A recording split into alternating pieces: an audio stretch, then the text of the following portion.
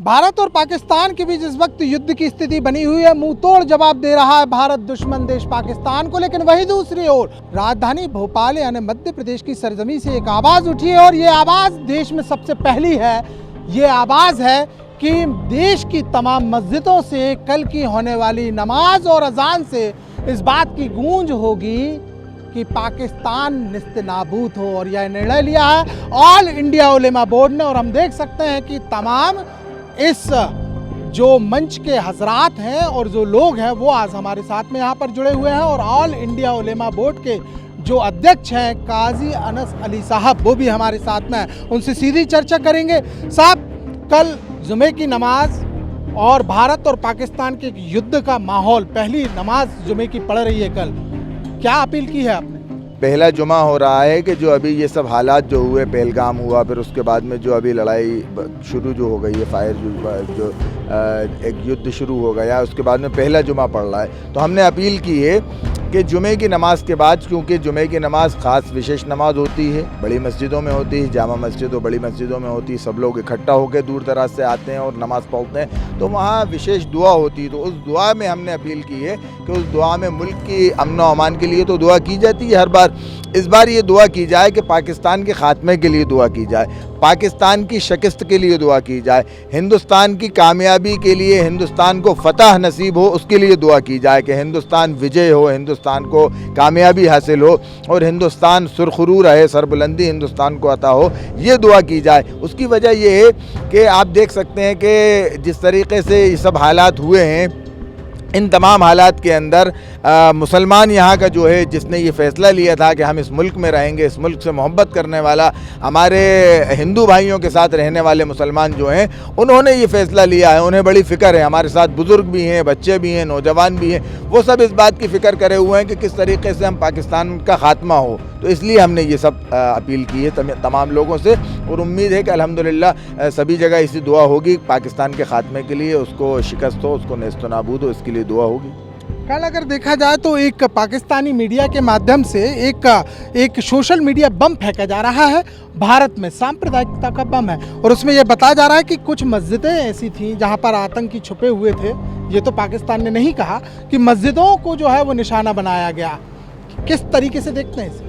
देखिए, जंग जब होती है तो उसमें सामने वाला सिर्फ दुश्मन नज़र आता है। आप ये देख रहे हैं, आप ये भी देखिए कि यहाँ जो फायरिंग हो रही है उसमें अभी जो लोग मेरी सुनने में आया है उसमें मुसलमान ज़्यादा मरे हैं। बिल्कुल सही सुना। तो मेरा ये कहने का मकसद है कि इस वक्त लड़ाई जो है वो हिंदुस्तान पाकिस्तान की है कि हमारे बुज़ुर्गों ने ये फैसला लिया था कि हम इस मुल्क में रहें और हम इस वक्त हिंदुस्तानी हैं, हम सब हिंदुस्तानी हैं, इस बात पे हमें फ़ख्र है। और सबसे बड़ी बात यह है कि सामने जो है वो पाकिस्तान है, उससे हमें कोई मकसद नहीं है, वो हमारा दुश्मन है, बस ये हमें इतना मालूम है। और जब लड़ाई होती है तो दुश्मन के खात्मे के लिए लड़ाई होती है, लड़ा जाता है। देखिए, एक और बात यहाँ पर उठ रही है। बात ये एक ऐसा विषय है जहाँ राजनीति नहीं होनी चाहिए, लेकिन राजनीति के कुछ विषय भी सामने आ रहे हैं।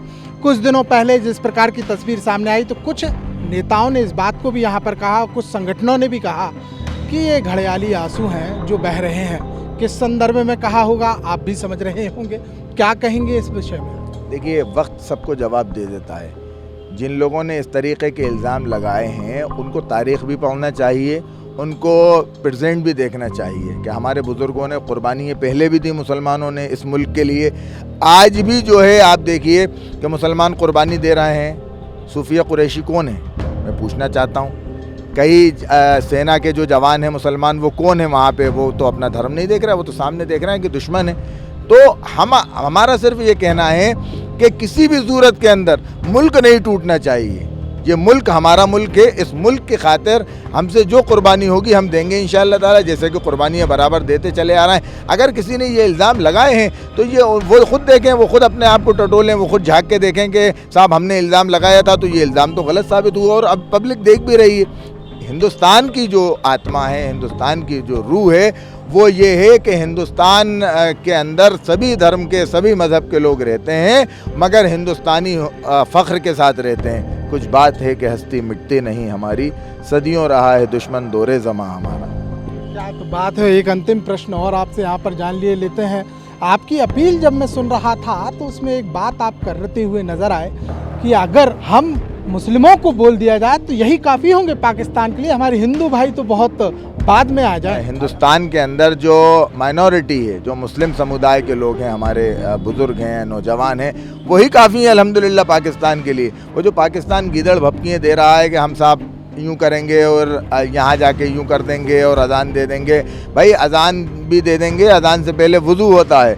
हिंदुस्तान के मुसलमान अगर चाहें और अगर उनको गवर्नमेंट इजाज़त दे दे, अभी परमिशन मिल जाए, तो हम अभी जाके पाकिस्तान को दुनिया के नक्शे से मिटा देंगे और हम जाके वहीं वुज़ू करेंगे, वहीं नमाज़ पढ़ेंगे, वहीं तिरंगा फहराएंगे। कराची में? बिल्कुल कराची में इंशाअल्लाह ताला। जहाँ तक आवाज़ जा रही है, कराची वाले भी सुन ले गौर से कि हिंदुस्तान के अंदर भी जो मुसलमान हैं वो इस वतन से मोहब्बत करने वाले मुसलमान हैं और इस वतन के लिए उन्होंने कुर्बानियाँ दी हैं। हम अल्हम्दुलिल्लाह कुर्बानियाँ दे के इस मुल्क को आज़ाद कराया हमारे बुज़ुर्गों ने, तो हमारे अंदर तो हमारी रगों में तो वो खून दौड़ रहा है। क्या बात है। तो यहाँ एक बात मुझे भी याद आती कि आज़ादी की सदा सुहागन पुष्प हार नहीं मांगती, लहू से श्रृंगार करने वाली नरमुंड माल ही टांगती, विजय के गीत तो बस वही जबानी गा पाती है, देश हित के लिए जो खून की नदी बहाने से ना कतराती है। और यहाँ आज जो हम माहौल देख रहे हैं, हिंदू तो हिंदू, मुसलमान भी इस बात को साफ तौर पर कहता हुआ नजर आ रहा है कि भारत की शान के लिए अगर शहादत में मेरे लहू का एक कतरा भी गिरेगा तो यह हिंदुस्तान का होगा। और निश्चित तौर पर ऊपर वाले की इनायत इस बात की होगी कि कहीं ना कहीं दुश्मन पाकिस्तान को उसी की सरजमी पर दफन कर दिया जाए, दफन कर दिया जाए और दफन कर दिया जाए। और कल की जो नमाज होने वाली है उसमें इस बात की भी इबादत की जाएगी कि कहीं ना कहीं जितने भी आज जिस प्रकार से षड्यंत्र जो पाकिस्तान भारत के खिलाफ कर रहा है उसका वहीं उसे सिला मिले और पाकिस्तान इस जंग में निस्ते नाबूद हो। कैमरामैन लवनीश सैनी के साथ शिखिल ब्यौहार, लल्लूरॉन.com, भोपाल।